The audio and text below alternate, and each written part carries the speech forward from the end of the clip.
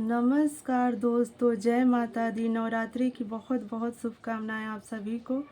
तो नवरात्रि के अवसर पर मैं लेकर आई हूँ बहुत ही सुंदर और मधुर में पारंपरिक गीत माता रानी की। तो आप ध्यान से सुने। अगर आपको अच्छी लगे तो चैनल को लाइक और सब्सक्राइब करें, क्योंकि हम लोग बहुत ही मेहनत करते हैं वीडियो बनाने में।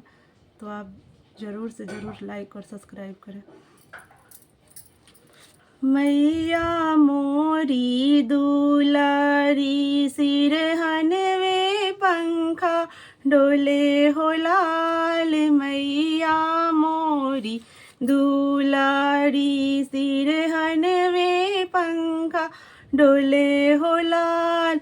मैया के माथे टीका शोभे, मैया के माथे टीका शोभे। नाके नथुनी बिराजे होला, नाके नथुनी बिराजे होला।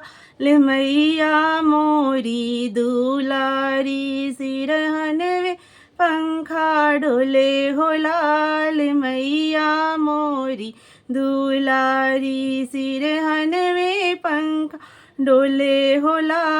मैया के गाले हरवा शोभे, मैया के गाले हरवा शोभे। काने झूमे का बिराजे होला, काने झूमे का बिराजे होला। ले मैया मोरी दुलारी, सिरहनवे पंखा डोले होला।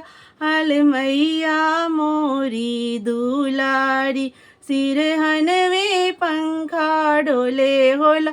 मैया के हाथे कंगना शोभे, मैया के हाथे कंगना शोभे।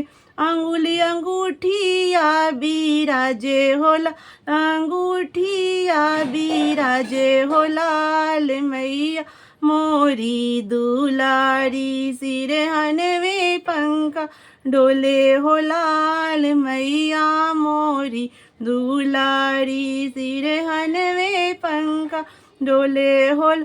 मैया के कमर कमर धानी शोभे, मैया के कमर धानी शोभे। पैरे पायल बिराजे होल, हल बिछिया बिराजे होला। ले मैया मोरी दुलारी, सिरहनवे पंखा डोले होला। ले मैया मोरी दुलारी, सिरहनवे पंखा डोले होला। जय माता दी, जय माता रानी।